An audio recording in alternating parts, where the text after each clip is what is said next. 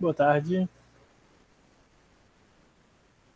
Boa tarde, prof. Tudo bem? Tudo? Que bom.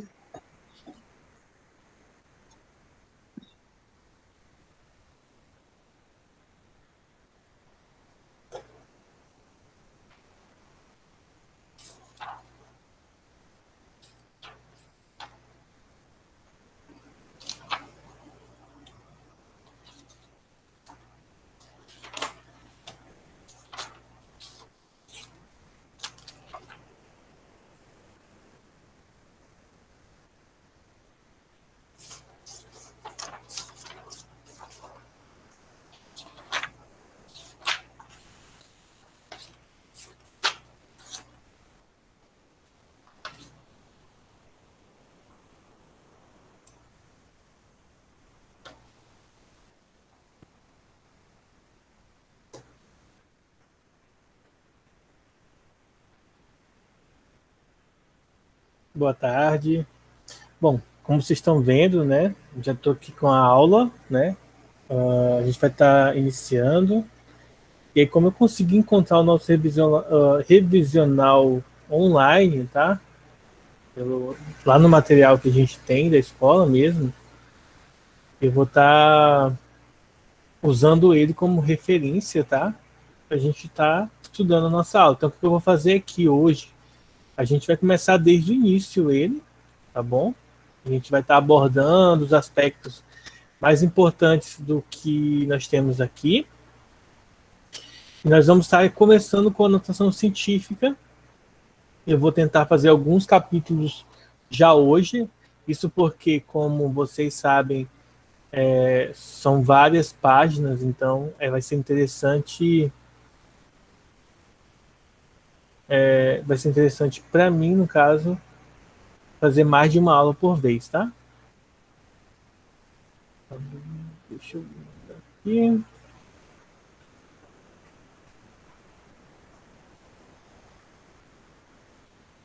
Já vou até adicionar aqui,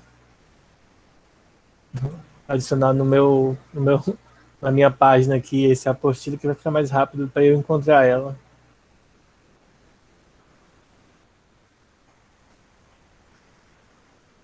Bom, a gente vai começar com a notação científica, tá?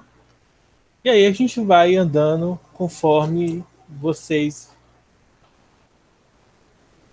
forem aguentando aí a quantidade de conteúdos, tá? Eu quero revisar hoje pelo menos a parte de notação científica e a parte da cinemática escalar, tá? Fazer alguns exercícios de cada, até porque a gente tem até ir até o final do ano para a gente estar abordando todos os conteúdos, né, teoricamente vistos até aqui, tá bom?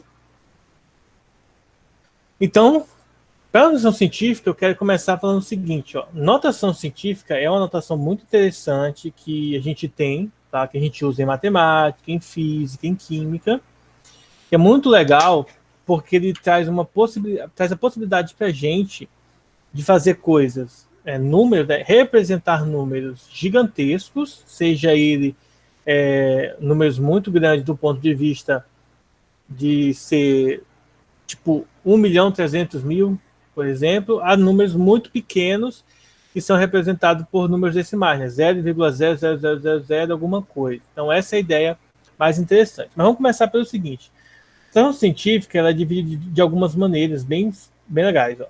Ele é um número vezes uma potência de base 10 elevada a um expoente.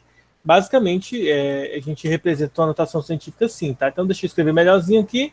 Ó, é um determinado valor m, tá? Esse m vai ser multiplicado por uma potência de base 10 e um expoente exímio aqui. E aí, esse carinha aqui nós chamamos de mantissa. Esse carinha aqui nós chamamos de expoente, tá? E aí tem duas coisas muito importantes. Primeiro, a mantissa, ela precisa ser um valor maior que zero, né? Ou melhor, maior que 1, na verdade, tá bom? Pode ser maior ou igual a 1, só que ele precisa ser menor do que 10. Pode ser 9,9, mas não pode ser 10, tá bom? E o expoente, ele basicamente precisa ser um número, tá bom? Número inteiro. Essa é a única observação desse carinha aqui. O expoente precisa ser um número inteiro. Por exemplo, eu não posso ter 10 elevado a menos 0,5. Eu posso ter 10 elevado a menos 5, posso ter 10 elevado a 5, mas não posso ter 10 elevado a menos 5. Essa é a principal característica necessária para isso, tá? Deixa eu mandar só uma aviso aqui no grupo, tá, pessoal? Não mandem o link da aula no grupo, porque não vai adiantar se a pessoa não acessar a aula pela plataforma, tá bom? Quem acessar a aula, quem mandar o convite, ou melhor, pedir para solicitar a entrada sem ser pela plataforma, essa pessoa não vai poder entrar na aula, tá? Eu vou ter que barrar essa pessoa. Então não envia o link lá no grupo, porque no final das contas essa pessoa não vai poder entrar, já que eu vou ter que barrá-la, pois nós concordamos que as pessoas que entrariam na aula, elas teriam que estar vinculadas aí as coisas da escola, tá? Ao e-mail da escola, a plataforma em si, bom? Então só fica aí esse detalhe aí para vocês lembrarem. E aí sim, nós temos um número de notação científica com essas características. Nós vamos ter uma parte decimal aqui que está entre 1 e 10, tá bom? Não pode ser 10, deixando claro. E vai ter o expoente aqui que vai ser interessante. Aí, como é algo voltado com números, né, com matemática, a gente vai ter as operações. Nós vamos ter soma, subtração, multiplicação, divisão, nós vamos ter potência, raízes, enfim, nós vamos ter muitas outras propriedades, tá? E a gente vai estar aplicando essas propriedades muito, de certa forma, né, de maneira bem tranquila. E eu vou estar só passando para vocês, eu pedi para vocês um minutinho de licença, tá? Só um instantinho.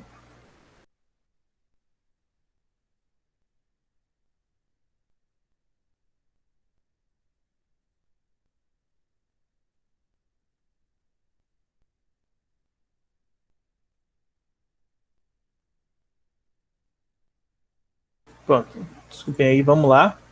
Então, para a gente começar, né, a gente vai ter as operações. O que a gente precisa lembrar de operações? Então, quando a gente vai fazer as operações de adição e subtração, nós precisamos lembrar de uma coisa muito importante. Quando eu vou somar, por exemplo, um número de notação científica, m vezes 10 elevado a, e eu vou somar com o número m, vou chamar aqui de n, na verdade, n vezes 10 elevado a b, a única coisa, tanto na soma quanto na subtração, tá, que eu preciso lembrar, eu preciso fazer, eu preciso garantir que o A e o B sejam iguais, tá bom?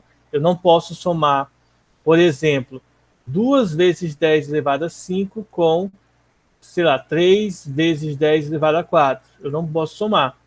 Ou eu faço, tá?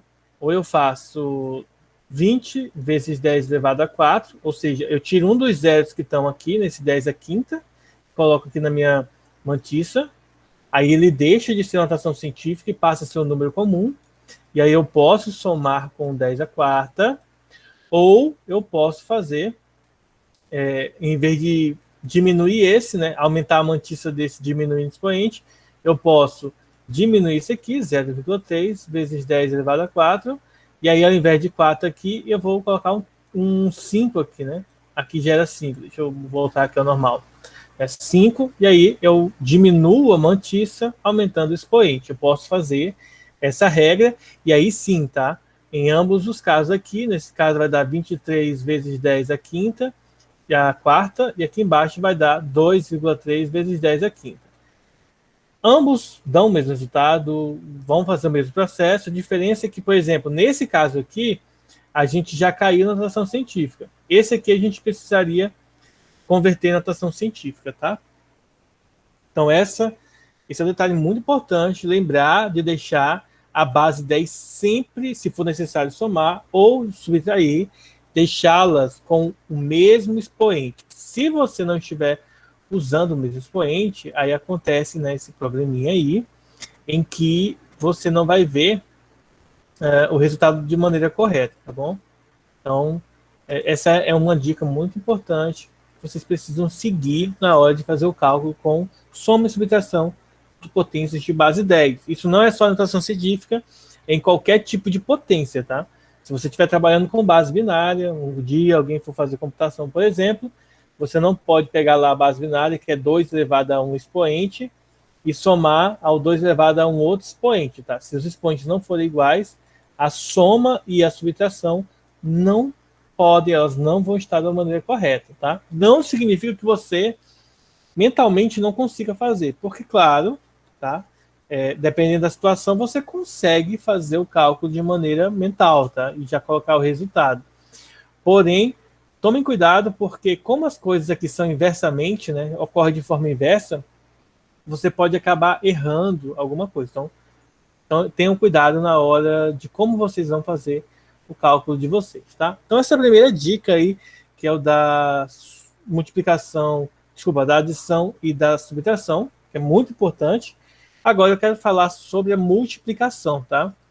A multiplicação ela acontece de maneira mais fácil, tanto a multiplicação quanto a divisão, em termos de mantissa, porém, é necessário que vocês lembrem, tá?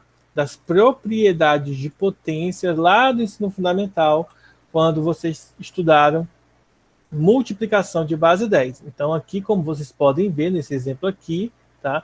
Para a gente realizar a multiplicação de duas expressões com base 10, com notação científica, você vai multiplicar mantissa com a mantissa, aqui ó, de vermelho, e vai multiplicar aqui separado, e você vai multiplicar a base 10 com a base 10. Aqui é um detalhe importante, tá?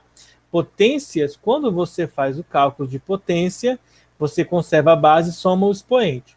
Só que quando você vai somar o expoente, você vai perceber que vai ter um número negativo lá. Apesar da palavra ser de somar, você no final das contas vai ter que subtrair, né? Vai ser 30 menos 27, que dá 3 aqui, como vocês podem ver aqui no exemplo, tá? E aí ele multiplicou separado, 1,9 vezes 1,67. Eu não sei se é exatamente esse valor, acredito que é uma aproximação, mas aí já fica detalhe importante, tá? Sempre mantissa com mantissa, base 10 com base 10. E isso aqui que eu esqueci de falar para vocês, na soma e na subtração, você vai somar e subtrair só as mantissas, tá? A base 10 ela se conserva.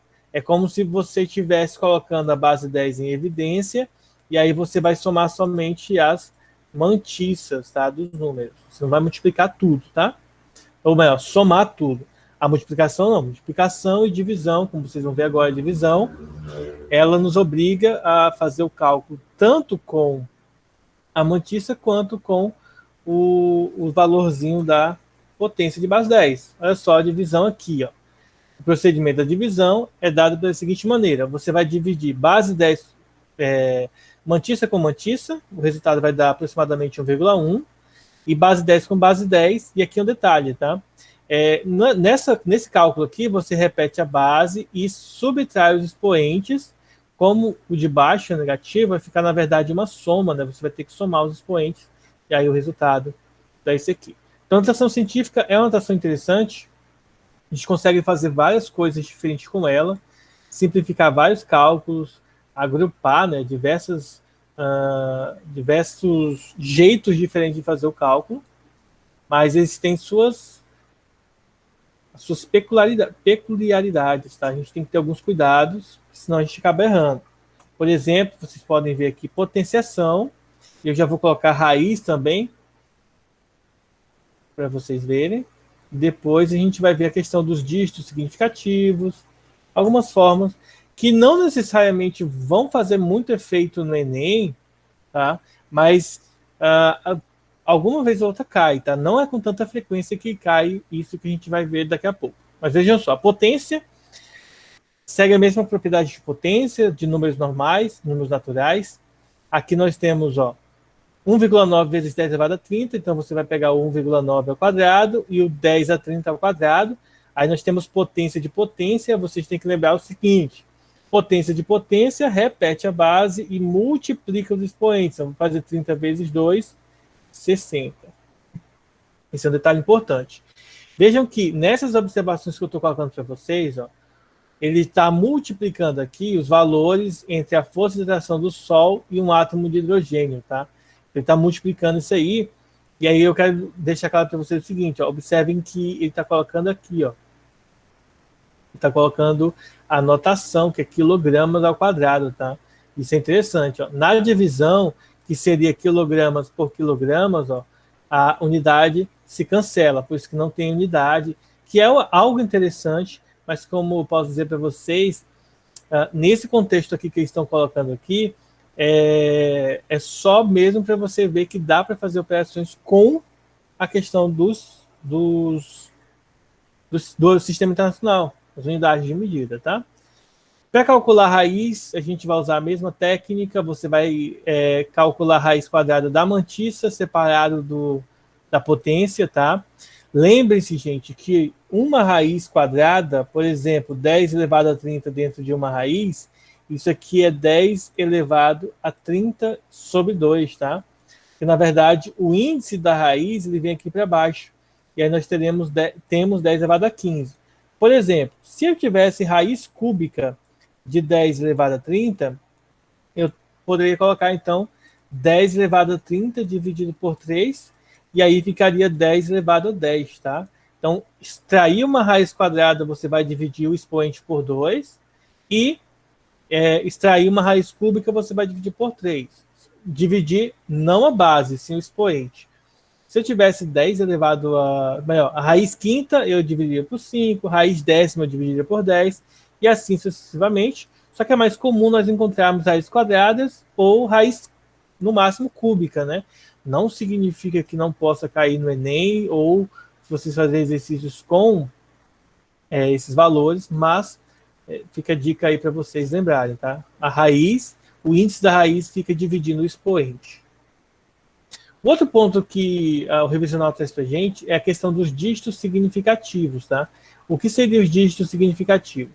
Seria basicamente quantos números decimais após a vírgula eu preciso contar para que meu cálculo esteja dentro de uma margem de erro aceitável, tá?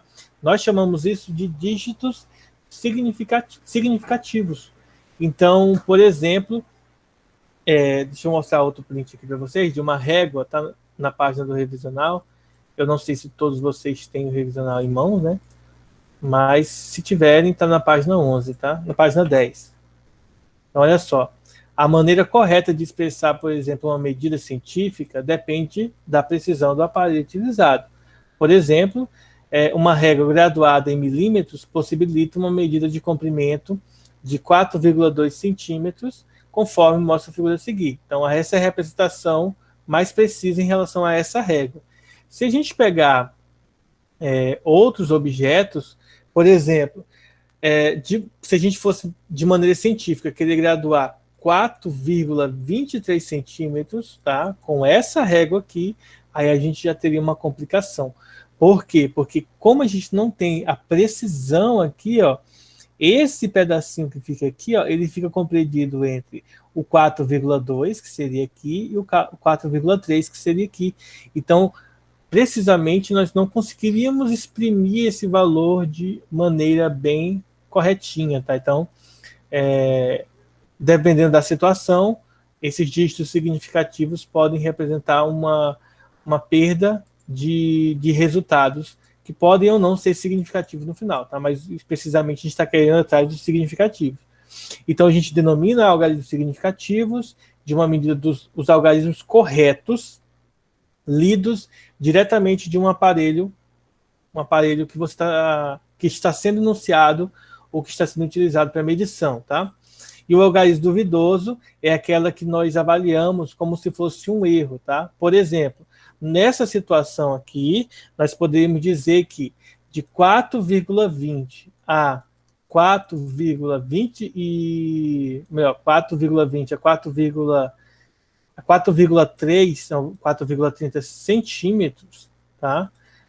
Existe aí o 1, o 2, o 3, o 4, até chegar no 9, tá? de imprecisão. Na verdade, 0,01, 0,02 de imprecisão aqui. E aí, por exemplo, a pessoa que está avaliando aqui, ela pode dizer qualquer um desses valores, mas no final das contas, esses valores a gente vai dizer que não que serão um algarismo duvidoso. que a gente não tem como medir de forma precisa, pelo menos não com essa régua, tá? A gente precisaria de um outro mecanismo, de um outro dispositivo para poder chegar nele. Alguma dúvida, gente?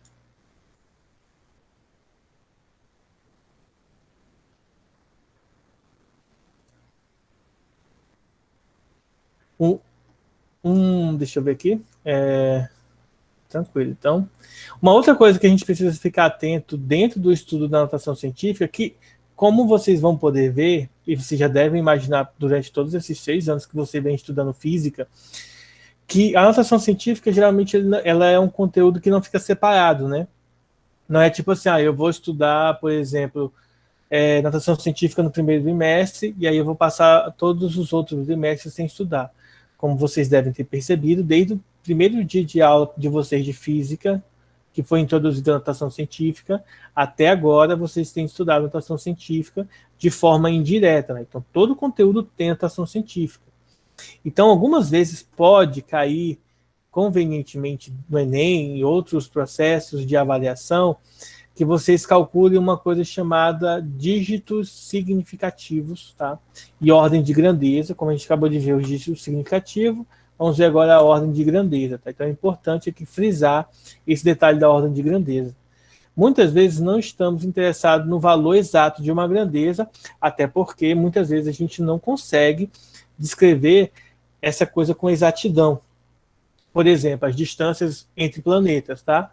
É algo muito grande. Então, por exemplo, se é, sei lá, 1 milhão e 255 quilômetros. Esses 255 quilômetros, por exemplo, pouco importa, né, para a distância total. Então, não faz tanta diferença assim. Então, às vezes, o mais interessante é nós sabermos simplesmente o que nós vamos denominar como ordem de grandeza. A ordem de grandeza consiste em uma potência de 10, tá, que seja mais próxima possível do resultado original, do valor original da grandeza. Então, a ordem de grandeza, de forma mais simples possível, é o seguinte: é uma potência de 10 em que ela vai aproximar o valor original. Então, a gente quer isso daí na hora de fazer o cálculo. Por exemplo, considere a medida de uma determinada massa, cujo valor é 38,7 kg. Nesse caso, as duas potências de 10 mais próximas são o 10 elevado a 1 ou 10 ao quadrado. Observe que 38,7 está mais próximo de 10 do que de 100. Então, nesse caso aí, nós podemos dizer que a ordem de grandeza desse corpo é 10 elevado a 1. Não é tão interessante para números pequenos, como a gente pode ver, porque, por exemplo, 10 para 38,7, nessa comparação direta, é uma diferença de muito grande, né, de 28,7 quilos, né? Então, não é tão interessante assim. Mas aí a gente precisa definir algumas coisas que são importantes, tá?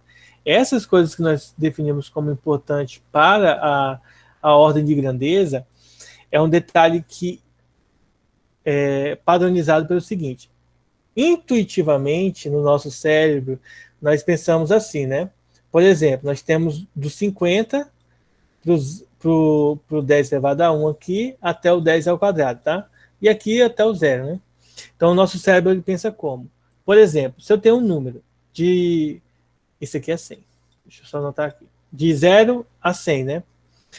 Esse número aqui, a gente pensa intuitivamente que a margem de pular da base 10 para a base 10 ao quadrado seria 50. Mas, convencionalmente, aqui na apostila isso não vai mostrar para vocês, mas se vocês derem qualquer pesquisada na internet, vou mostrar aqui no site que vocês verem, tá? Ordem de grandeza aqui, só para vocês verem como que é feito, ó.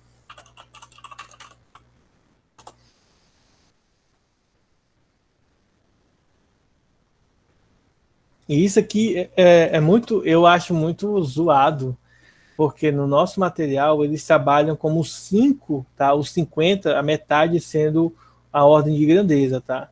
Mas isso não é necessariamente assim, tá? Ó, se vocês pesquisarem na internet, eu vou pesquisar aqui no Google mesmo, ó, a primeira parte que aparece vai ser isso aqui, ó. Primeiro passo, você vai escrever o número de notação científica, isso é, da forma como a gente viu agora há pouco, vocês já sabem fazer. Se a mantiça for menor do que 3,16, a ordem de grandeza será o próprio número, tá? Eu vou até abrir esse site aqui, porque não ficou completo aqui a regra, tá? E aí, se for maior do que a ordem de grandeza, você vai pegar o 10 elevado a n mais 1, tá? Então aqui é 10 elevado a n, e o outro é 10 elevado a n mais 1. Então você vai pegar sempre uma mais. Ou seja, o parâmetro de divisão, né, da mantissa não é o que a gente pensa como sendo o 50, né, o 5, que é entre 0 e 10, a metade é o 5, né? Não é o 5 ou o 50 aqui nesse caso, aqui nesse exemplo, e sim o 3,16. Então, partindo desse princípio aqui, geralmente é o que é utilizado para o Enem, a ordem de grandeza não seria 38,7, não seria de 10 elevado a 1, tá, gente? Se você transformar o 38,7 em fração científica, isso é 3,87 vezes 10 elevado ao quadrado, melhor, elevado a 1. Elevado a 1. Só que esse valorzinho aqui, ele é maior do que 3,16. Então, quando é maior do que 3,16, a ordem de grandeza, tá? A ordem de grandeza aqui, ela vai ser 10 elevado ao quadrado. O que parece não condizer com a verdade, né? Se você parar para pensar, digamos assim, qual que é a palavra correta, meu Deus? As palavras estão fugindo da minha mente. Seguinte, o intuitivo é que isso aqui seria, né, 10 elevado a 1. Mas, seguindo a consideração do Enem, como é que é feito, tá? Aí a ordem de grandeza passa para um valor para cima. Vamos fazer alguns exemplos que tem aqui no nosso revisional para a gente ver essas aplicações dentro do estudo do Enem, tá? Não, na verdade, do Enem. Essa que eu vou fazer agora é da Universidade Federal de algum lugar, que eu não faço ideia, o UFF, eu não sei de onde que é. E essa questão diz o seguinte para a gente, ó. Os produtos químicos que liberam clorofluorcarbono para a atmosfera têm sido considerados pelos ambientalistas como um dos causadores da destruição do ozônio na atmosfera, estratosfera. A cada primavera aparece no hemisfério sul, particularmente na Antártida, uma região de baixa camada de ozônio, né, que seria o buraco. Do ano 2000, a área dessa região equivalia a aproximadamente 5% da superfície de nosso planeta. A ordem de grandeza que estima em quilômetros quadrados a área mencionada é dado por, vamos lá, ele fala para a gente que o raio da Terra é 6,4 vezes 10 ao cubo quilômetros, ou 6.400 quilômetros. Então vamos lá. Primeira coisa que a gente precisa entender para essa questão aqui, nós consideramos o planeta Terra como se fosse uma esfera, tá? Uma esfera redondinha, e nós calculamos a área da esfera como sendo 4πr ao quadrado, tá? Essa é a fórmula para o cálculo da área de uma esfera, tá bom? Então, primeira coisa, isso aqui você precisa lembrar, que a gente estuda em matemática.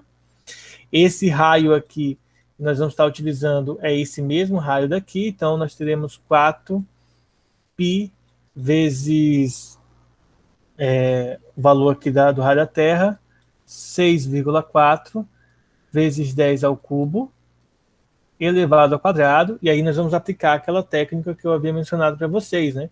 Então isso vai ser 4, e como ele quer o valor da ordem de grandeza, a gente vai pegar esse π aqui, nós vamos colocar 3,14, o 6,4 a gente vai elevar ao quadrado, 6,4 ao quadrado, vezes a potência de base 10, que está ao cubo, também elevado ao quadrado. Aqui agora é uma expressão numérica, a gente resolve da forma tradicional. Lá no ensino básico, a gente aprende que primeiro resolve potência, né? Primeiro entre parênteses, depois potências, depois multiplicação, depois soma e subtração na hora que aparece. Aqui, como a gente já é um pouco mais grandinho, tá? A gente pode multiplicar aqui sem problema, 4 vezes 3,14. Então eu vou pegar, vocês não vão ver, mas eu estou com o calculador aqui, tá? Vou multiplicar direto, para a gente não perder tempo, isso aí vocês já sabem fazer, espero eu. 4 vezes 6,14 dá 12,56.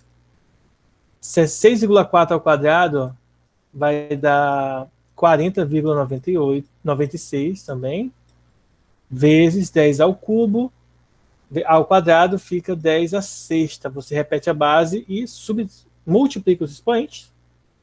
E agora a gente vai multiplicar isso aqui. 40,96 vezes 12,56. O resultado vai dar 514,4576, tá? E aí, transformando isso em notação científica, tá? Isso aqui está vezes 10 à sexta. Nós vamos andar duas casas decimais para a esquerda, então fica 5,14. Isso aqui eu vou esquecer, vou deixar fora, que não precisa, que a gente só quer a ordem de grandeza.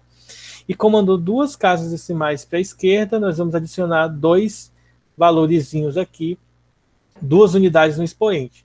Então, essa aqui é a área de superfície do nosso planeta em quilômetros quadrados, tá? Observação importante. Como ele deu o raio em quilômetros e a gente não fez conversão, o resultado vai dar em quilômetros quadrados. Essa aqui é a área. Aí a pergunta é a seguinte, ó. Nesse contexto aqui, se vocês, eu posso até ver aqui que existe aqui que deu 10 elevado a 7, né? Nesse contexto aqui, qual seria a resposta correta para esta questão, tá? Tá. A gente não acabou ainda não, né? A gente precisa calcular 5% dessa área de superfície. Então, para calcular os 5%, então, a área da camada de ozônio lá do buraco, ela vai ser 5%, tá, gente? 5% é 0,05 vezes 5,14 vezes 10 elevado a 8. Isso aqui é os 5%. E é até mais legal se você escrever isso aqui em notação científica e fração, na verdade, ó, que é 5 por 100. Vai facilitar o cálculo. Claro que na calculadora isso aqui pouco importa, mas, por exemplo, você pode cortar esses dois zeros com os dois zeros daqui. Então fica 5 vezes 5,14 vezes 10 a sexta. E aí você multiplica 5,14 vezes 5. O resultado vai dar 25,7 vezes 10 elevado a sexta. E aí, isso na verdade vai dar 2,57 vezes 10 a sétima quando você transforma em notação científica. E aí fica 2,57 vezes 10 a sétima quilômetros quadrados. Como eu mencionei para vocês, né? Se o valor aqui for menor do que 3,6, permanece o expoente. Então, ok, 10 a sétima. Se esse valor que tivesse aqui na frente, a mantissa, fosse maior do que 3,16, aí você acrescentaria aqui, ficaria 10 elevado a 8, mas nem tem essa opção aqui, então acabou por aqui. Resposta correta, essa que vocês estão vendo marcada. Gente, ficou alguma dúvida?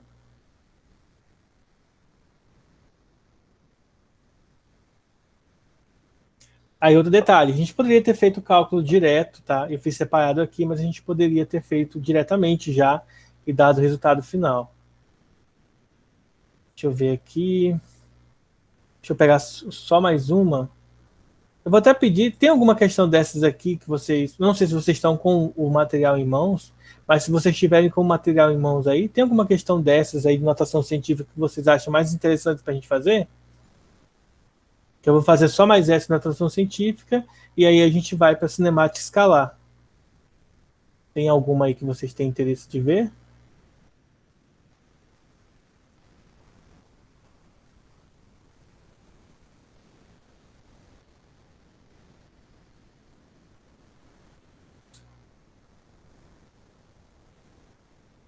A 7, vamos lá então.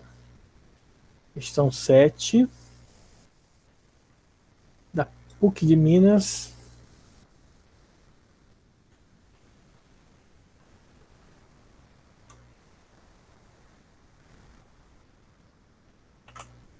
Então, a questão 7 nos traz o seguinte enunciado.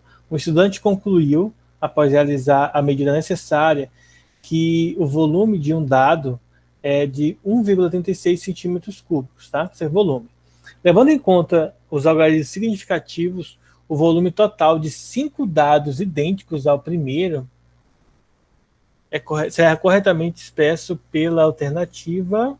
Vamos lá, né? Então, a gente vai ter que pegar esse volume e multiplicar por 5, né, já que são 5 dados idênticos. Então, a gente vai primeiro multiplicar e depois verificar os dígitos significativos.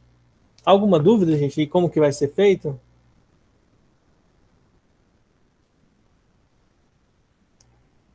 Então vamos lá, então vamos fazer o cálculo aqui. Ó. Como cada um é 1,36, a gente vai pegar e vai fazer esse cálculo aqui. Ó. 1,36 vezes 1,36 vezes 1,36 vezes 1,36 vezes 1, ah, tá. Na verdade, a gente vai ter que somar. Então, deixa eu mudar aqui. É mais, mais. 1, 2, 3, 4, 5. Então, a gente vai somar todos eles, tá? Então, vai ser melhor eu somar assim, né? Eu estava confundindo aí somar com ter que multiplicar. Potência. Então, a gente vai só somar todo mundo aqui. E para somar, vamos ver o resultado, ó. 6 aqui tem 5, 6, então vai dar 35, né? Não, 30. Aí que nós temos 5, 3 vai dar 15, mais 3, 18, sobe 1. 5 mais 1, 6, tá? Então nós temos aí 2 dígitos, então dá 6,80. Aqui tem um detalhe importante. A alternativa A, apesar de matematicamente ser a mesma coisa, né, visualmente, intuitivamente isso é a mesma coisa, porém a gente tem que ter um detalhe importante. Como ele quer dígitos significativos e nós temos duas casas decimais, isso significa dizer que a resposta tem que conter a mesma quantidade de casas decimais. Tá? Então, 6,8, ele, apesar de estar correto, em termos de dígitos significativos, não está totalmente correto. Tá? Então, a letra C é correta porque leva em consideração esse último dígito aqui, que seria para a gente ter a margem de erro aí. Por isso que existem questões de física, pessoal, que está lá 4,0, e tem outra questão de física que o mesmo 4,0 aparece com 4,00. Isso significa dizer que você pode, aqui você precisa usar pelo menos uma casa decimal, e aqui você é obrigado a usar pelo menos duas casas decimais na hora de fazer seu cálculo final. Tá? Então essa é a diferença entre as duas notações aqui, certo? Por isso que em matemática a gente vê, por exemplo, como é que eu posso falar para você? Porque, vamos voltar assim. Em matemática, a gente vê, por exemplo, você não vê, sei lá, 6,00 em matemática. Você só vê 6. No máximo, você vê 6,0. Porque em matemática, a gente está pouco se lixando se vai ter dígito significativo, porque a gente calcula as questões exatas. A gente não trabalha com margem de erro. Em física, não. A gente tem que considerar que o aparelho de medida pode ter uma imprecisão, e aí por isso que tem essa questão de dígitos significativos, tá? Então tenham cuidado na hora de vocês fazerem uma questão do Enem, porque existe uma diferença entre usar uma casa decimal, 2, 3, 4 casas decimais, tá? Isso também aqui influencia, porque na hora que a gente trabalha com computação, programação, a gente trabalha muito com a questão de como você vai organizar os seus números, tá?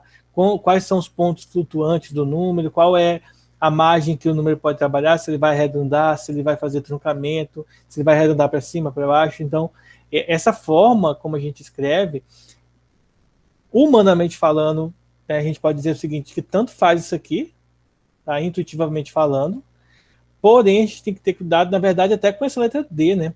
Os três significam, de certa forma, a mesma coisa, mas fisicamente eles são diferentes por conta da questão dos dígitos significativos. Muitas vezes fica mais claro quando a gente tem esse finalzinho sem o zero, né? E aí a gente fica sabendo basicamente o que usar ou não. Mas como aqui deu zero, aí justamente é para fazer essa pegadinha com a gente mesmo, a gente escolher, por exemplo, a letra A. Muita gente marcaria a letra A por desse zero. Tá? Então fica esse detalhe importante. Vejam quantas são as casas decimais que aparecem nos enunciados das questões, tá? Seguindo em frente, né? A gente tem aqui o nosso capítulo 2 do revisional. Hoje eu vou trabalhar só o capítulo 1 e 2, e aí na segunda-feira, exercício para vocês, trabalhinho para vocês fazerem, tá? Então aqui, ó, no capítulo 2, a gente vai ver cinemática escalar. E o que é? Primeiro, deixa eu colocar aqui, deixa eu tirar um printzinho do capítulo 2.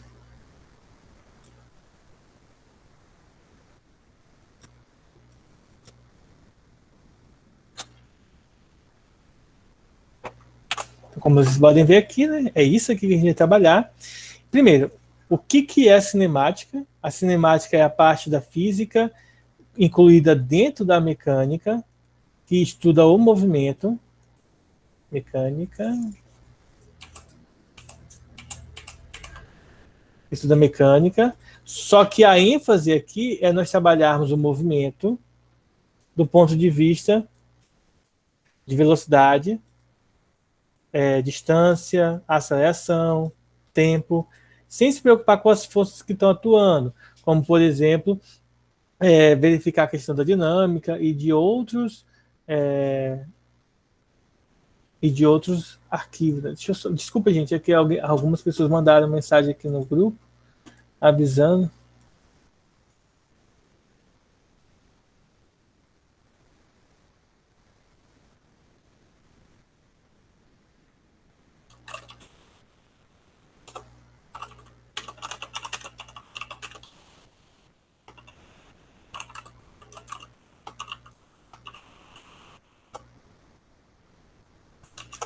Não foi mal, Renato. Agora que eu vi a mensagem.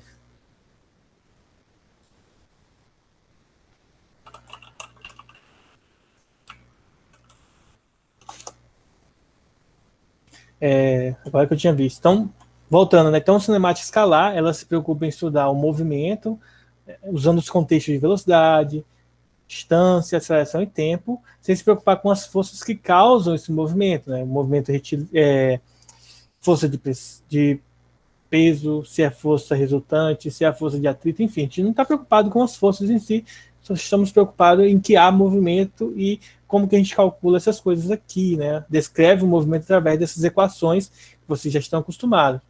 Dentro da cinemática, quando a gente trabalha com a cinemática escalar, nós estamos trabalhando com valores simplesmente com as intensidades. Ou, como alguns materiais gostam de mencionar, a gente trabalha com o módulo dos valores. A gente não trabalha com a direção e o sentido. A gente não se preocupa com a direção e o sentido do movimento, tá? Quando eu falo não se preocupar com a direção e o sentido, a gente quer dizer o seguinte, a velocidade, ela é para cima ou para baixo. A gente está trabalhando somente com a intensidade da velocidade. Se ela é 10 metros por segundo, se ela é 150 km por hora. Então, a gente se preocupa dessa maneira. Mas não significa dizer que a gente não vai ter que interpretar algumas vezes direção e sentido, tá? Algumas vezes a gente é obrigado a interpretar, mas que muitas vezes a gente não precisa. O primeiro ponto aqui que eu quero destacar, é interessante que vocês leiam toda a parte aqui da apostila sobre a cinemática, mas um dos primeiros pontos que eu quero destacar é a questão da distância, tá? Como vocês podem ver aqui, a distância percorrida, nós nomeamos isso como ΔS, por um corpo, é definida como medida da distância que o corpo percorre ao longo da trajetória seguida pelo corpo. Em outras palavras, a gente marca um ponto inicial, que geralmente nós chamamos de S0, tá? É o valor inicial do corpo, inicial, e nós chamamos de S ou SF, né, para indicar a posição final. E a partir disso aqui, depois que a gente sabe qual é a posição inicial e final, a gente calcula o ΔS, que vai ser a distância percorrida. É a posição final menos a posição inicial, tá? Fica uma dica muito importante em física, desde que nós não estejamos resolvendo uma equação de segundo grau dentro das equações, qualquer que seja ela, toda vez que o delta aparece associado a uma letra, vai ser o valor daquela letra, daquela grandeza que ela representa, o valor final, menos o valor inicial que aquela grandeza representa. Nesse contexto aqui, o ΔS seria a posição final e inicial, tá? Que a gente precisa. O outro ponto que é bastante útil da gente diferenciar na hora de fazer os cálculos de física, isso não só agora, tá, gente, para a parte de mecânica, de cinemática em si, mas também para todos os outros contextos. A gente tem uma ideia sobre o que é corpo e sobre o que é partícula. No nosso estudo em si, a gente muitas vezes leva em consideração que os corpos eles são simplesmente partícula, isto é, a gente não se preocupa com as dimensões, altura, largura, espessura, se o corpo é redondo, se o corpo ele é achatado, se o corpo ele é plano. Muitas vezes a gente considera simplesmente como se fossem pontos matemáticos. Então é muito importante que a gente tenha esse cuidado. Algumas questões, na grande maioria delas, a gente não está nem aí se o tipo do corpo, como a gente acabou de fazer um exemplo aqui do planeta Terra, ó, a gente sabe que na prática. Desculpem aí, eu só falo um negócio com a minha esposa, eu coloquei o celular para despertar no horário errado. Era para ser 1h59 e ele despertou agora, 2h59. Voltando, pessoal, só para deixar aqui, né? A gente acabou de fazer uma questão aqui do planeta Terra, essa aqui, ó. Que se vocês pararem para pensar, ó, a gente leva em consideração o planeta Terra como se fosse uma esfera, né? E a gente sabe que o planeta é plano, a gente sabe que ele é achatado nas suas bordas e, portanto, né, a gente deveria levar isso em consideração. Mas, no final das contas, na hora de fazer os cálculos, a gente reduz isso a pontos, a formatos mais conhecidos ou mais agradáveis de fazer o cálculo, para que a gente acabe não fazendo uma questão muito difícil. Então, a gente tenta facilitar a nossa vida, tá? Então, o outro ponto interessante é muitos elementos serão considerados como partículas, ou seja, não interessa se o formato do corpo, né, sua altura, seu comprimento e sua largura, tá? Então, o formato do corpo em si, a gente não leva em consideração na maioria dos exemplos e exercícios, tá? O outro ponto que é muito importante na hora de nós estudarmos a cinemática é a questão do referencial. O referencial é muito importante, porque eu vou dar um exemplo que não é de cinemática, é de lançamento de projétil, tá bom? Que para ser mais específico, vamos falar sobre queda livre, tá? Vocês já devem ter estudado queda livre lá no primeiro ano. Então, queda livre é quando você tem um objeto de massa m, apesar da massa não importar, massa m que é solto de uma determinada altura h, tá? E aí, a questão do referencial, ela ocorre da seguinte maneira. Você tem duas opções. Ou você considera a posição inicial, o zero, na verdade, aqui em cima, mais comum nós considerarmos aqui em cima, ou você pode considerar o que seria, digamos assim, visualmente mais correto, né? Considerar o ponto zero como sendo aqui embaixo.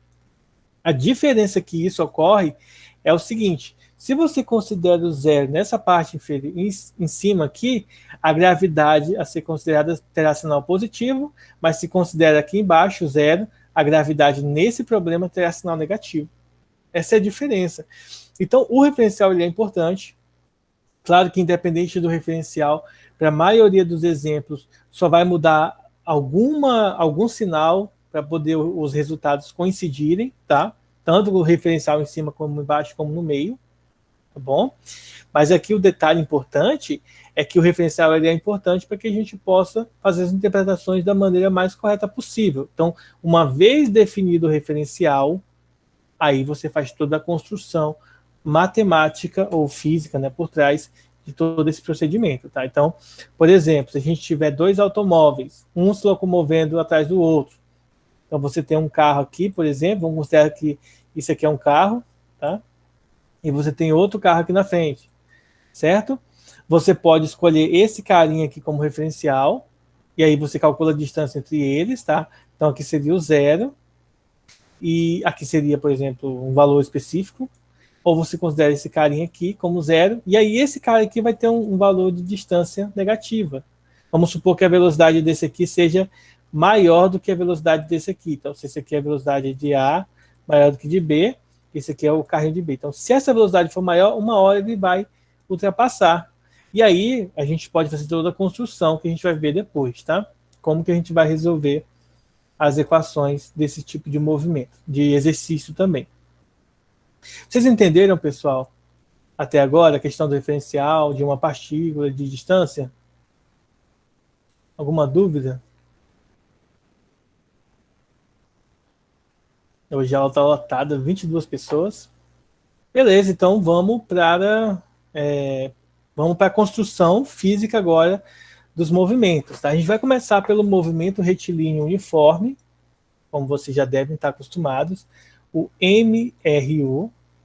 Dentro do movimento retilíneo uniforme, existe uma coisa muito legal, que é a aceleração do corpo da partícula ser igual a zero.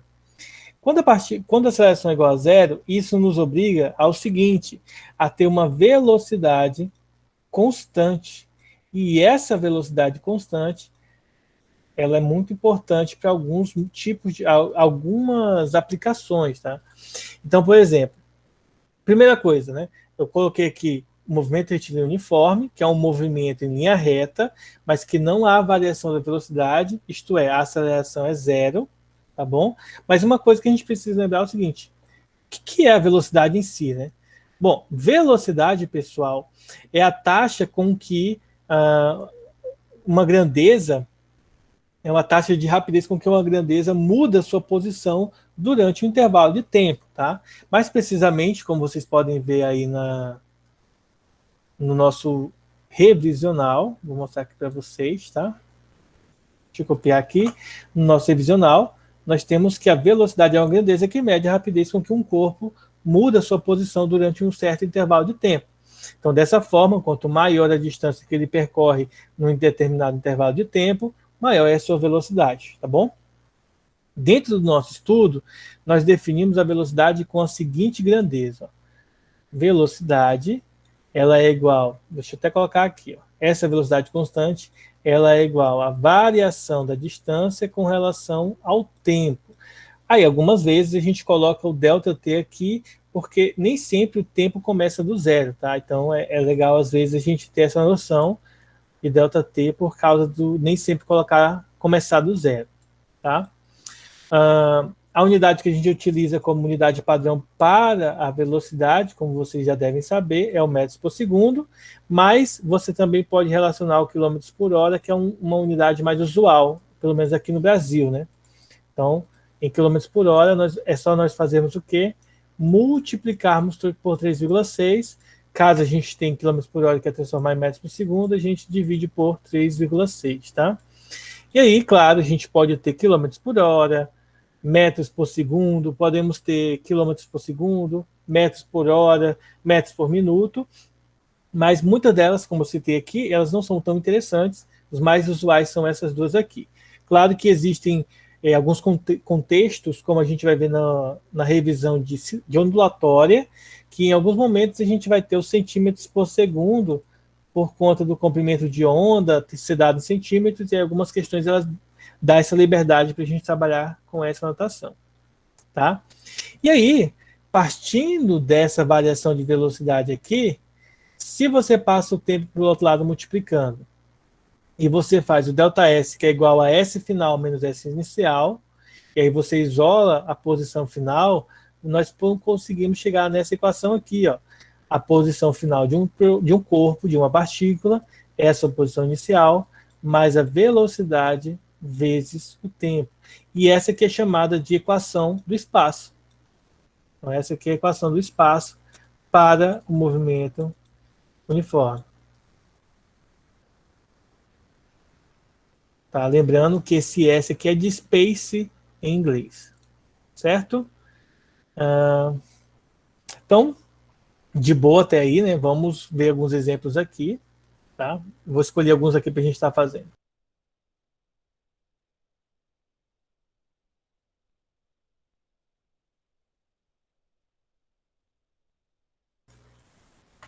Bom, então, como exercício aqui para a gente estar trabalhando, na verdade, antes do exercício, tem uma coisa que eu quero falar antes, que é a questão do gráfico, né? Muito importante, eu até pular aqui para o exercício, mas eu não posso esquecer do gráfico porque o gráfico é muito importante.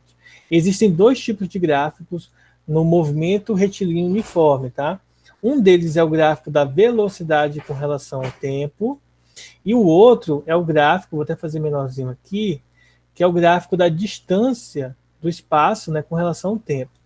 Entendam o seguinte, o gráfico, gente, ele não representa como o carro está andando, ele representa como a mudança de velocidade e a mudança de distância, de posição.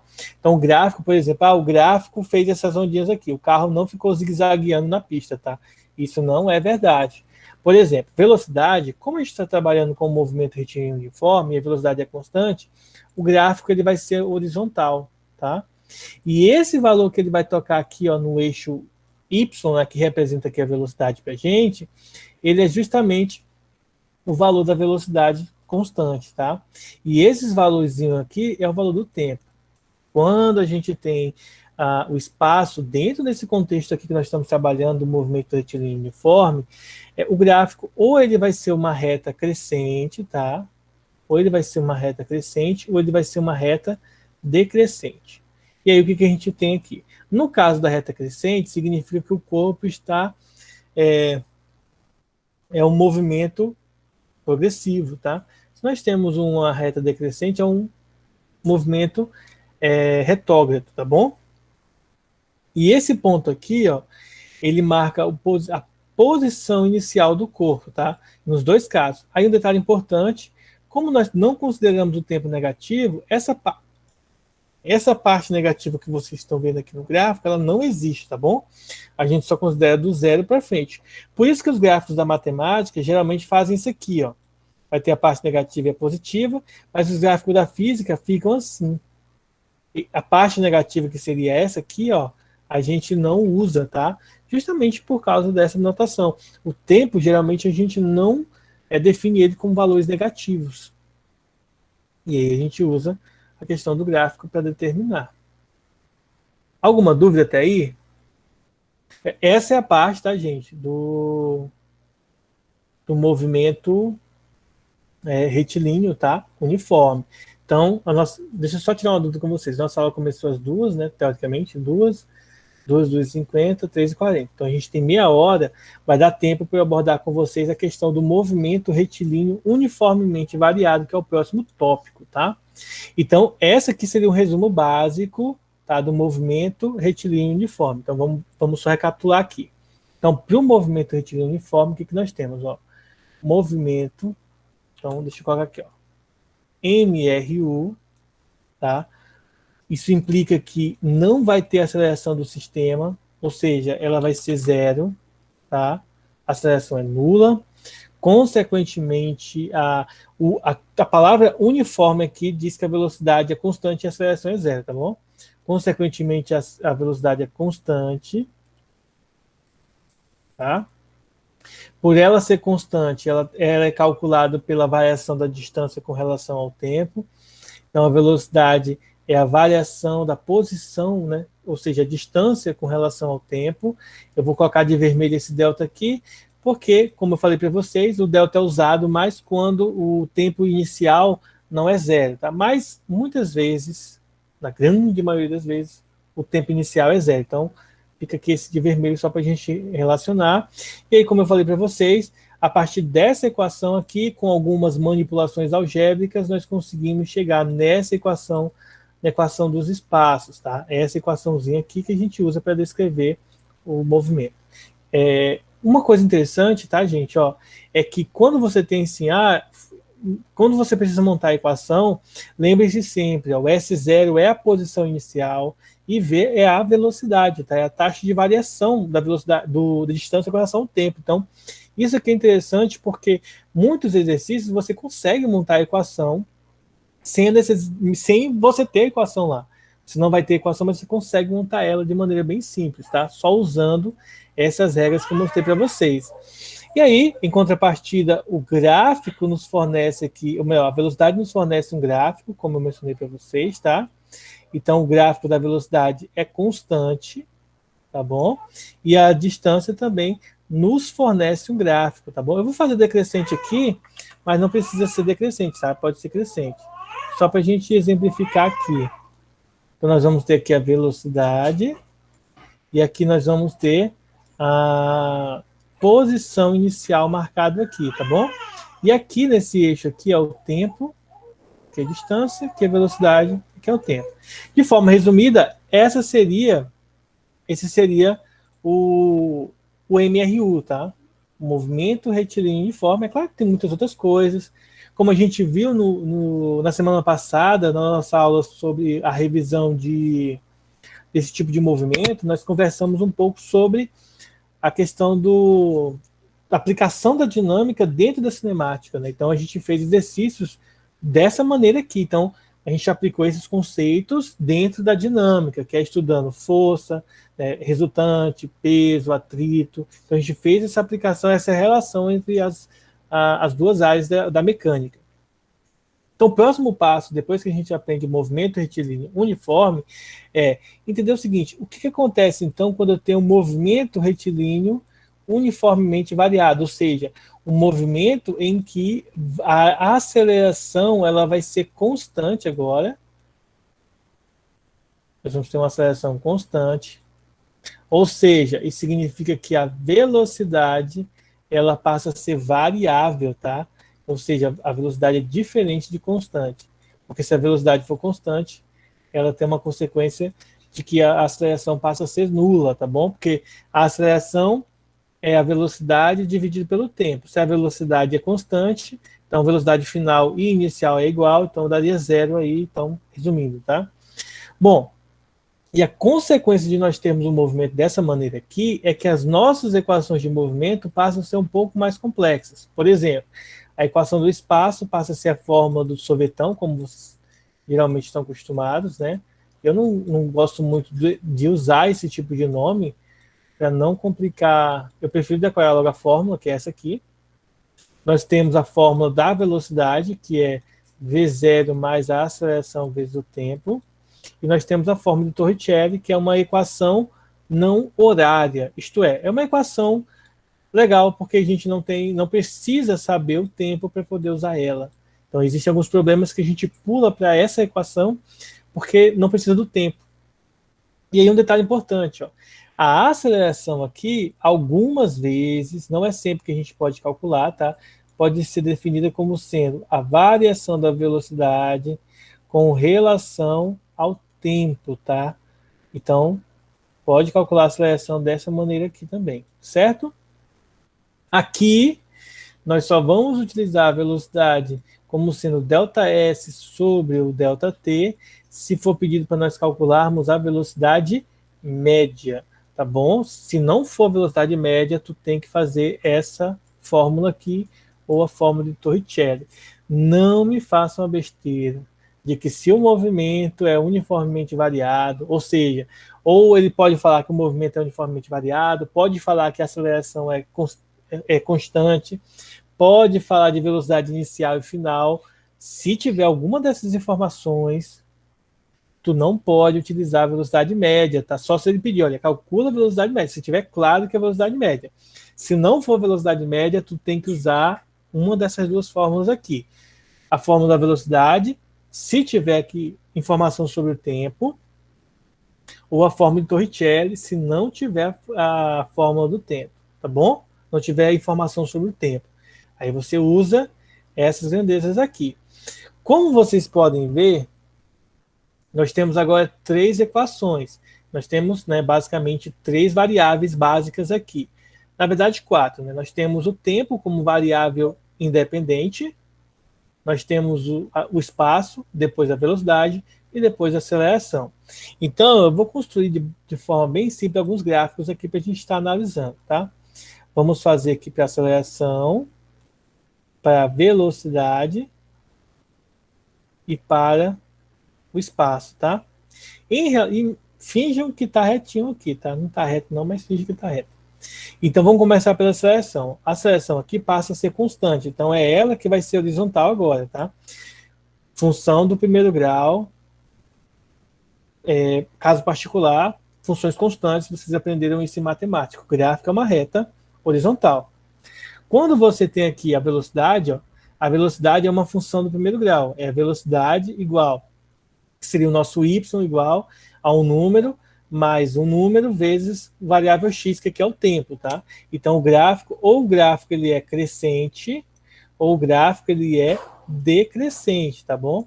Então, isso aqui, quando é que ele é decrescente? Quando a aceleração é negativa e o movimento ali é retardado.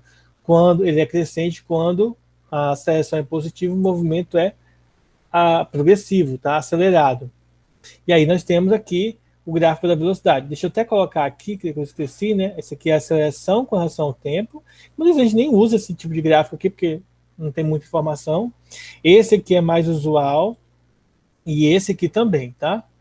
No espaço, agora vocês vão notar um negócio interessante. Para o espaço, vejam que nós temos agora uma equação do segundo grau. E funções de segundo grau têm gráficos característicos de parábola, ou seja, o gráfico pode ser uma parábola.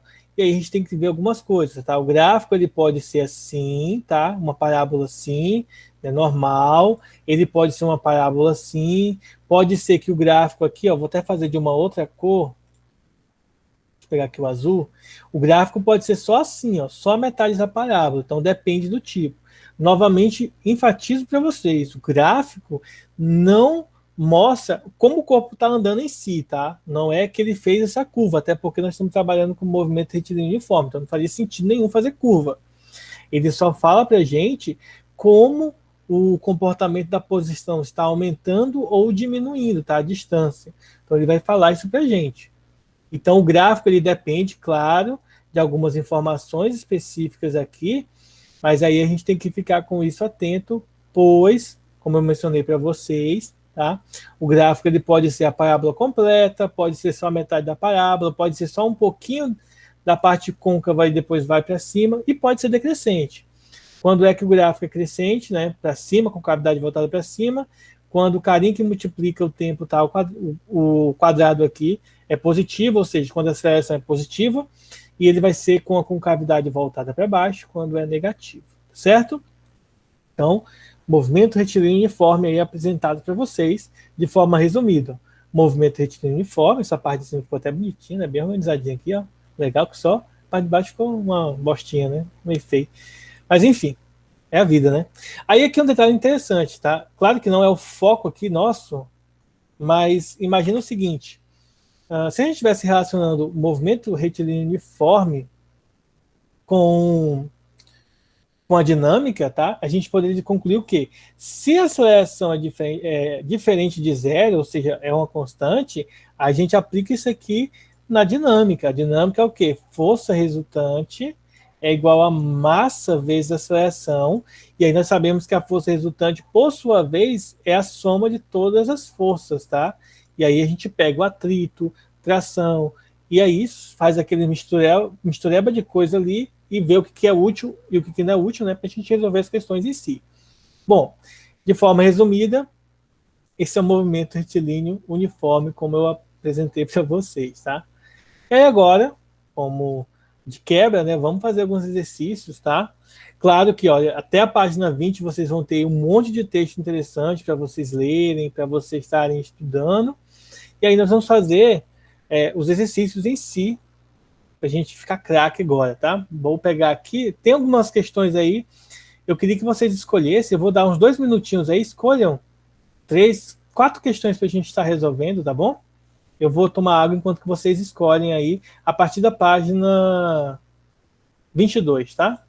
Escolham aí 4 questões que a gente vai fazer já já elas, para a gente escolher. Vamos fazer assim para ser melhor?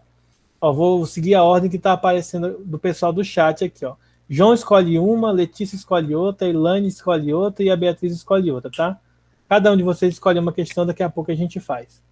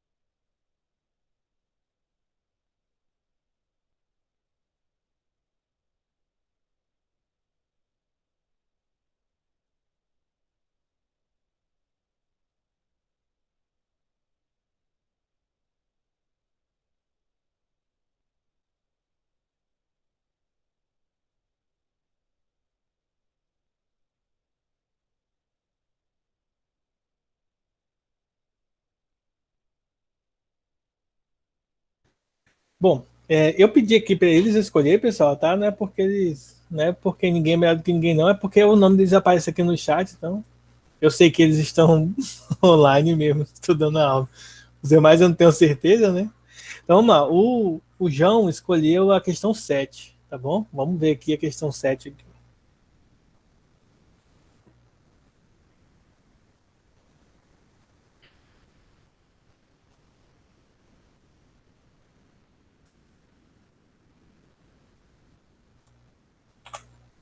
Então, bora lá, questão 7 diz assim: ó, no instante em que um sinal de trânsito autoriza a passagem, um caminhão de 24 metros, tá? Então, a primeira informação aqui importante para a gente, ó, um caminhão de 24 metros de comprimento, que estava parado, começa a atravessar uma ponte de 145 metros de comprimento, movendo-se com uma aceleração de 2 metros por segundo ao quadrado.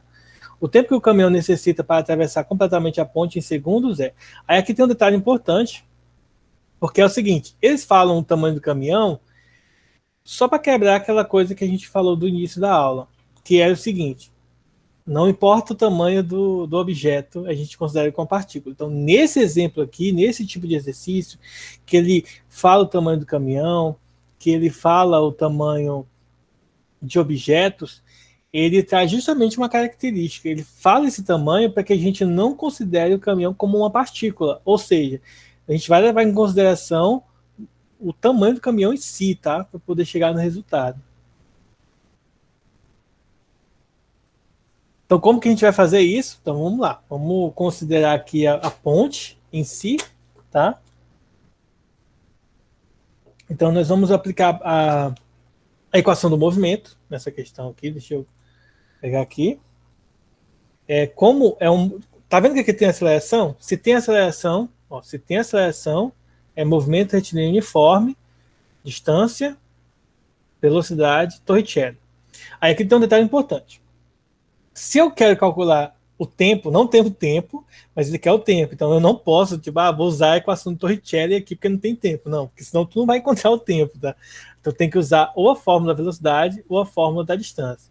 Como aparece distância aqui, então é mais razoável nós usarmos quem? A distância para calcularmos o nosso resultado final. Então vamos lá. Nesse caso aqui, nós vamos usar S igual a S0 mais velocidade inicial vezes o tempo, mais 1 sobre 2 vezes a aceleração vezes o tempo ao quadrado. Aqui tem um detalhe legal que é o quê? Primeiro, velocidade inicial 0, né, porque ele está parado e vai começar a se movimentar depois que o sinal abre. E outra coisa é a distância inicial que ele percorre também é 0. Né? Aí vem aquele detalhe da ponte. Né? Vamos lá, imagine que isso aqui é a ponte que o caminhão vai atravessar e o caminhão está aqui. Ó. Finge que isso aqui é um caminhão, tá? E aí o que acontece? Isso aqui não é o Among Us deitado, não.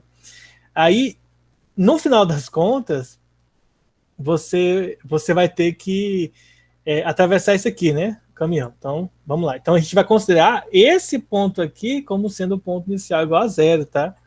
E aí, depois você vai andar os 145 metros. E aí que vem o detalhe, a sacada da questão. Você só vai conseguir sair da ponte depois que o caminhãozinho deitado aqui, né, o Among Us deitado aqui, ele passou da ponte por completo, tá? Os 24 metros que ele tem aqui como introdução. Então, ele vai ser 169 metros, tá? Sabe por que ele colocou aqui para dar 169 metros? Para poder, quando tu extrair a raiz quadrada aqui, dar um resultado exato aqui, tá? Só por causa disso que o cara fez isso. A raiz de 169 é 13. Então, vamos lá. Então, resumindo aqui a nossa história, distância final, né, ou ΔS, a gente poderia colocar, né, é igual a metade da aceleração vezes o tempo ao quadrado. Então, a distância completa que ele vai percorrer é 169 metros, a aceleração é 2, e aí o cara fez justamente para poder cancelar aqui, ó, que ele não é besta, e aí podemos dizer então que o tempo ao quadrado é igual a 169. Portanto, o tempo final vai ser a raiz quadrada de 169. Lembre-se que toda vez que tu passa a raiz quadrada para o outro lado, vem o mais ou menos, tá? Porém, o tempo a gente não considera negativo, logo, o tempo vai ser somente 13 segundos, tá? Então, se o caminhão imprime 2 metros por segundo ao quadrado de aceleração, ele vai demorar 13 segundos para atravessar uma ponte de 145 metros. Só lembrando para vocês, se ele está 2 metros por segundo ao quadrado, isso significa dizer que no tempo 1 ele andou a velocidade dele é de 2 metros, no tempo 2 a velocidade dele vai ser de 4 metros por segundo, no tempo 3 ele vai ter a velocidade de 6 metros, ou seja, em 13 segundos, a velocidade dele vai ser de 26 metros por segundo, tá? Se tu pegar uma calculadora aí,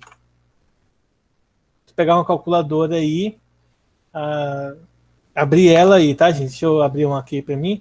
Aí vocês fazem, ó, 13, ou melhor, 26 metros por segundo, que é a velocidade dele, e multiplica isso por 3,6, a velocidade desse caminhão aqui vai ser de quase 100 km por hora. Tá? Então, isso que é a aceleração que faz com a velocidade. Ela tira do zero e leva o caminhão. Só que nesse caso aqui, não é igual uma Ferrari, né? Que de 0 a 3 segundos, em 3 segundos ela está a 150, 200 km por hora, tá? Vai de 0 a 100 em 2 segundos. Não é, tá?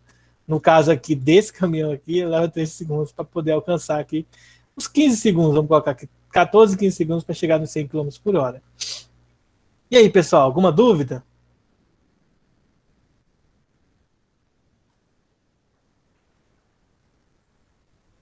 Bom, como ninguém tem dúvida, vamos para a questão 9 aí, escolhida pela Letícia. Essa questão 9 aqui.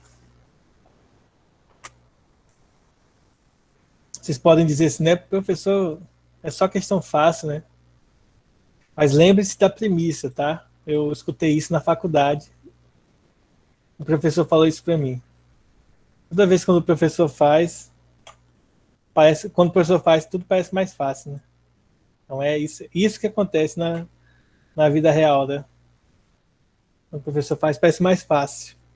Mas vamos lá, quando você vê fazendo, tudo parece ser mais fácil do que quando você está fazendo você mesmo. Agora vamos lá.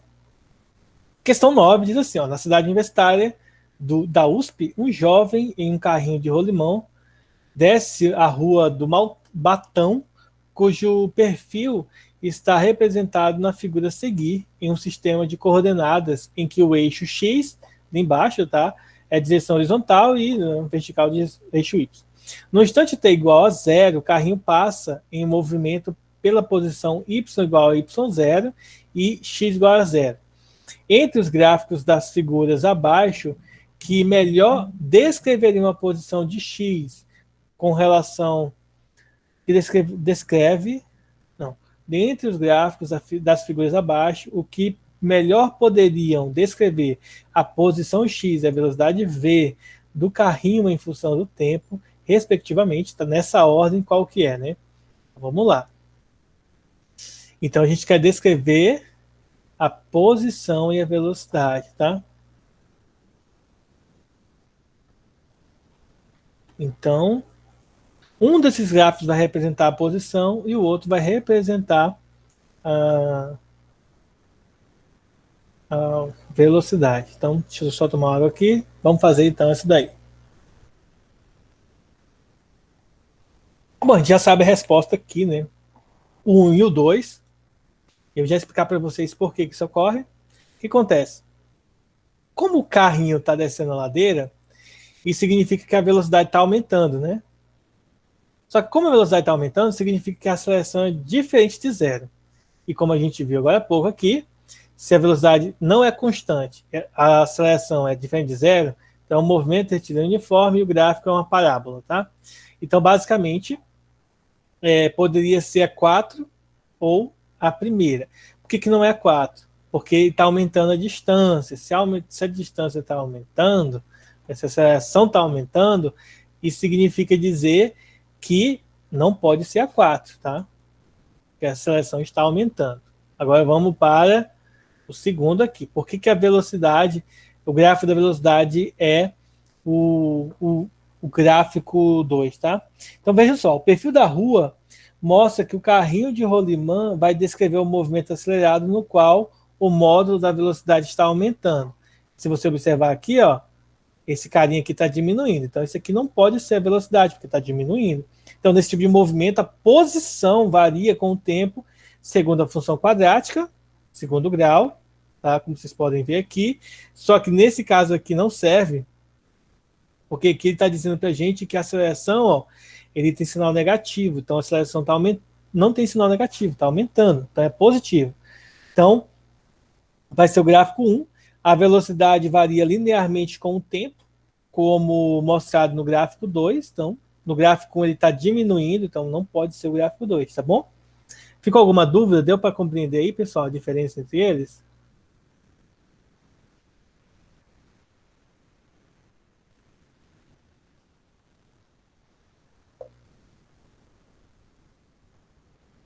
Então, vamos fazer a questão 15. Beatriz pediu a questão 15 aí. E vamos lá. Questão 15 diz assim: para melhorar a mobilidade urbana na rede metroviária, é necessário minimizar o tempo entre estações. Para isso, a administração do metrô de uma grande cidade adotou o seguinte procedimento entre duas estações. A locomotiva parte do repouso com aceleração constante por um terço do caminho, mantém velocidade constante por outro terço, e reduz a sua velocidade com desaceleração constante no trecho final. Qual o gráfico de posição em função do tempo? Aqui tem um cuidado muito importante, porque apesar dele falar de velocidade e aceleração, o gráfico ela fala sobre posição. Olha só, gráfico é posição com relação ao tempo.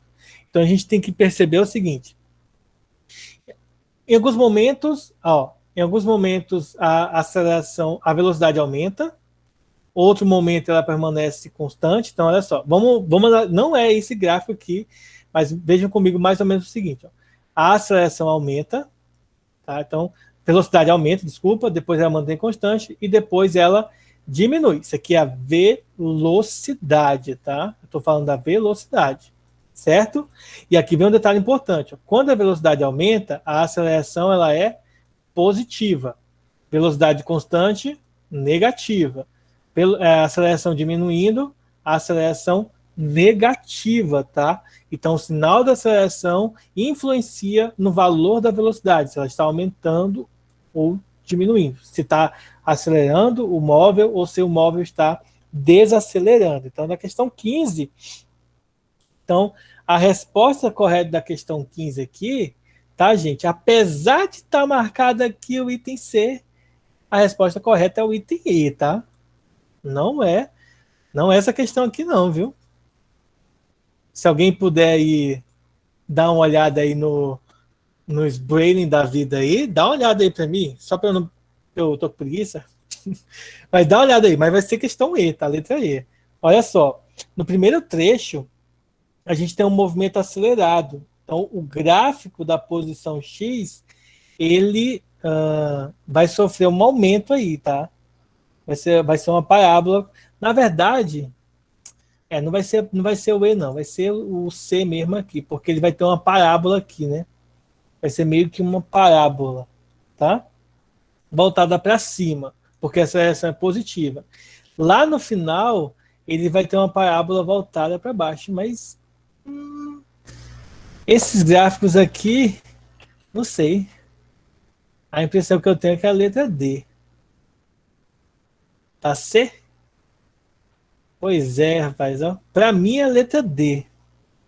Porque, olha só, a parábola com concavidade voltada para cima é assim, né? Depois você tem um... Ah, tá. Não é essa aqui, já me toquei porque que não é essa. Ó. Porque quem fica constante aqui é a velocidade, tá, gente? Não é a distância continua crescendo, né? Porque senão ele pararia naquela parte do metrô, tá? Ele não para, né? A posição não fica constante, a posição aumenta. Então, é isso aqui mesmo. Letra C, a resposta correta aqui, como a gente acabou de ver aqui, tá bom?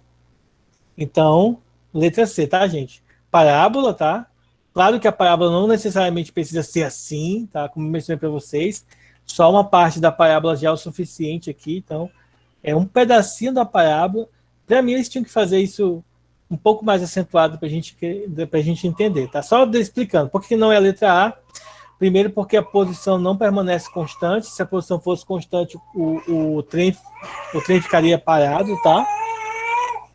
E aqui, ó, depois ele tem uma desaceleração, significa dizer que na verdade, ele não vai continuar aumentando, como sugere aqui, ó, ele vai ter que dar uma diminuída, tá? Como sugere aqui pra gente. A letra D seria a mais bonitinha, mas ela está errada aqui somente por causa dessa parte do meio, tá? E a letra E, ela não é a correta por causa do seguinte, ó. Apesar de que no meu gabarito é a letra E, tá? Mas não é a letra E porque aqui está reto, ó, como vocês podem ver, tá? E quando nós temos um movimento acelerado, tá? Ou ele vai ter concavidade para cima ou concavidade voltada para baixo. Desculpem aí. Eu já falei demais hoje. E vamos agora para a última questão, questão 12. Vou voltar aqui um pouquinho. Então, a questão 12 nos traz a seguinte reflexão da vida. Olha só. Em uma prova de 100 metros rasos, o desempenho típico de um corredor padrão é representado pelo gráfico a seguir. Quando o cara fala 100 metros rasos, para mim ele está nadando, não é correndo. Né? Aí a questão 12 pede o seguinte: baseado no gráfico, em que intervalo de tempo a velocidade do corredor é aproximadamente constante, tá? Bom, aproximadamente constante, ó, já que isso aqui é o gráfico, e aqui é a velocidade, desculpa, aqui é o tempo, a gente tem que olhar pelo gráfico, gente, não tem conta para fazer, tá? Se nós observarmos, constante é quando o gráfico é quase uma reta horizontal, tá? Então, se você notar, ó, por exemplo, entre 0 e 1 segundo, aqui, ó, aqui ele está bem acentuado, bem em pé, né? Então não é constante aqui. Está aumentando bastante. Entre 1 e 5, ó, entre 1 e 5, que seria isso aqui, ó, deixa eu pegar aqui. Deixa eu pegar aqui. Vou pegar o preto aqui. Não, preto não. Acho que o verde aqui, acho que dá. Então, olha só, entre 1 segundo, que seria esse aqui, e os 5 segundos, que seria esse, ó, se você notar, também está crescendo. Entre os 5 e 8, ó, é o que mais se aproxima de uma reta. Tá? Porque ó, entre o 8 e o 11, até aqui, está diminuindo, e do 12 para o 15 continua diminuindo. Então, precisa fazer conta, é só você observar essa parte aqui, ó, que é a mais reta possível. Tudo tranquilo?